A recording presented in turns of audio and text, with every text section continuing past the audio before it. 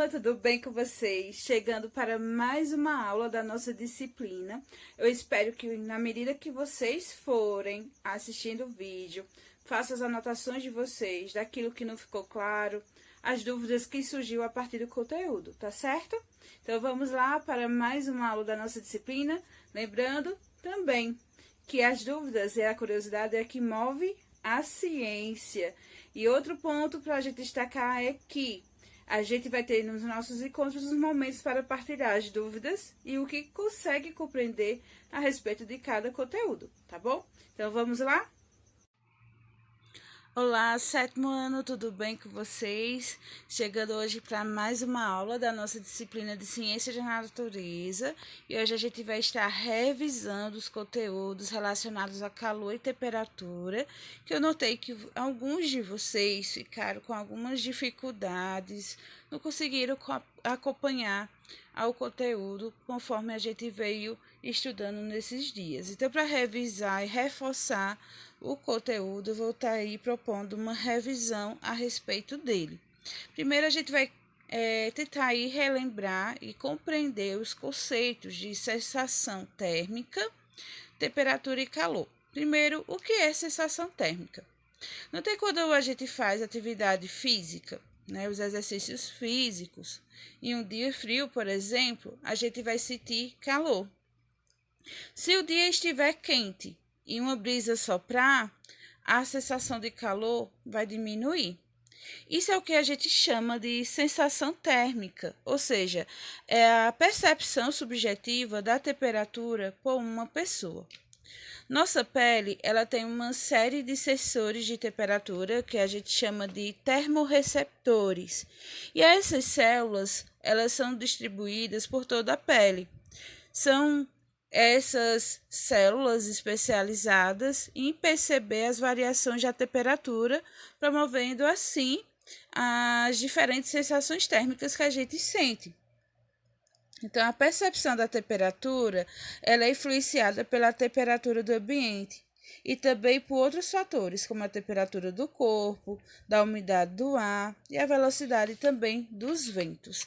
E o que é temperatura? A temperatura, gente, como a gente estudou, está relacionada ao grau de agitação das partículas que compõem o corpo, ou seja, de acordo com a agitação das moléculas. Assim, quanto maior for o grau de agitação das partículas, maior vai ser a temperatura do corpo.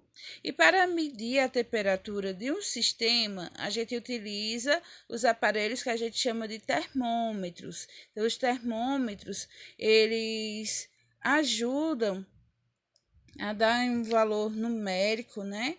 A questão do grau de agitação que as moléculas estão no momento.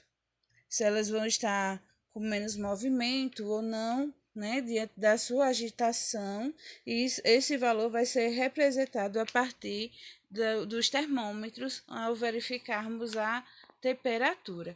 E o calor nada mais é do que a transferência de energia térmica de um corpo para outro em função da diferença de temperatura entre eles. No caso, é uma energia em movimento, né? E que um corpo que tiver com maior temperatura, geralmente vai passar essa temperatura, essa energia, na verdade, para o que tiver com menor energia. Então, calor é uma energia em movimento que vai ser transferida de um corpo com maior temperatura para o que está com menor temperatura. E a gente também viu a questão do equilíbrio térmico, que quando um corpo encosta em outro corpo mais frio, ele esfria. E isso se dá porque o calor, isso é o fluxo de energia térmica, passa do corpo mais quente para o corpo mais frio, até que ambos acabem adquirindo a mesma temperatura. Na geladeira, um exemplo do nosso cotidiano é a geladeira, que geralmente a gente às vezes coloca alguma bebida para esfriar, para tomar depois, principalmente nos dias quentes. Então, a geladeira ela tem a função de acabar baixando a temperatura dos produtos que a gente coloca no seu interior. Então, quando a gente coloca nela, o alimento ele vai acabar perdendo a energia térmica até acabar adquirindo o equilíbrio térmico com o ambiente que ele se encontra, tá certo? Agora a gente vai ver a parte relacionada às escalas termométricas, a revisão relacionada a esse conteúdo de como converter. Então, ao longo das nossas aulas, a gente também pôde trabalhar as escalas termométricas, no qual a gente tem a equação, no qual a gente acabou utilizando para fazer as conversões de uma escala em outra. A gente tem aqui a escala Celsius, Tc sobre 5, que é igual a Tf menos 32 sobre 9, que é aqui a escala Fahrenheit, igual a Tk menos 273 sobre 5, isso na escala Kelvin. Aqui a gente vai ter alguns exemplos resolvidos. Aqui nesse exemplo a gente tem a relação para saber quanto equivale 32 graus Celsius na escala Fahrenheit, ou seja, a gente tem que converter 32 graus Celsius para Fahrenheit. Peguei aqui a relação entre as duas escalas, Celsius e Fahrenheit, que é o que a questão pede, onde tem o Tc, né, que é a temperatura em Celsius, eu substituí pelo 32 e repeti os demais valores, como vocês estão vendo. Repeti o 5 e a escala Fahrenheit. Nesse caso, foi feita a multiplicação cruzada, onde ficou 5 vezes Tf, foi colocado aqui, e esse mesmo 5 multiplicou por menos 32, que foi colocado aqui, ó, menos 5 vezes 32. E 32 vezes 9, que foi colocado aqui. Resolvendo, a gente vai ter 5TF, 5 vezes 32 vai dar 160, igual a 32 vezes 9, que dá 288. Aqui a gente vai ter os 5TF, os 160 que estava aqui subtraindo, vai para o outro lado somando. Vamos ter 5TF igual a 288 mais 160, que vai dar 448. O nosso 5 que está multiplicando o TF, temperatura Fahrenheit, vai para o outro lado dividindo 448. Então, a gente vai ter 448 dividido por 5, que vai dar aí 89,6. Então, a gente encontra aqui a nossa conversão de Celsius para Fahrenheit. Então, 32 graus Celsius na escala Fahrenheit vale 89,6 Fahrenheit. Na mesma situação, a gente fez aqui com 38 graus Celsius para Kelvin, para saber quanto equivale 38 graus Celsius na escala Kelvin. A gente vai pegar a relação entre temperatura Celsius e temperatura Kelvin, vai substituir onde tem o Tc, já que é o valor dado, por 38 graus Celsius, e fazer as relações, né? A multiplicação cruzada, onde a gente vai ter 5 vezes Tk.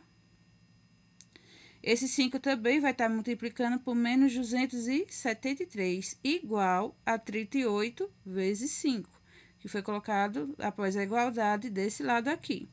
A gente vai ter 5Tk menos 5 vezes 273 vai dar 1.365, igual 38 vezes 5 vai dar 190. O nosso 1.365 que está subtraindo aqui vai passar para o outro lado somando, e a gente vai ter 5Tk igual a 190 mais 1.365. 5Tk vai ser igual, somando 190 mais 1.365, a gente vai ter 1.555. O nosso 5 que está multiplicando Tk aqui vai passar para o outro lado dividindo, no qual vai dividir 1.555 por 5, que vai dar 311 Kelvin. Então, aqui a gente encontra a nossa relação entre temperatura Celsius em Kelvin.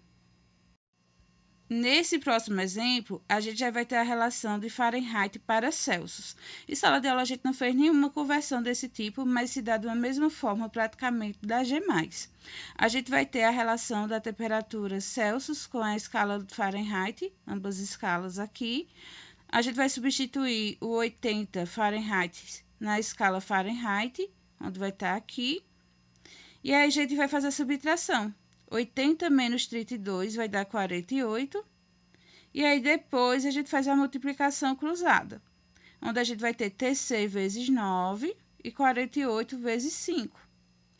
Após isso, a gente vai ter TC vezes 9 igual a 240, que é o resultado da multiplicação entre 48 vezes 5.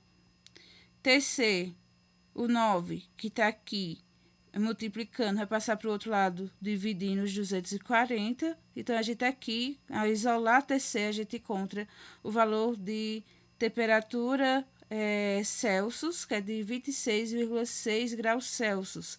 Ou seja, 80 Fahrenheit vale 26,6 Celsius. Após a nossa conversão, a gente encontra esse resultado. Bom, pessoal, essa foi a nossa aula de hoje. Eu espero que vocês tenham compreendido.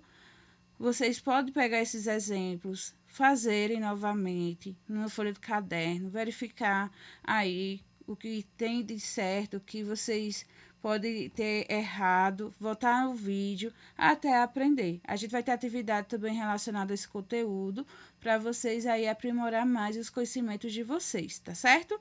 Então, um forte abraço e foco nas atividades para não acumular. E se cuidem!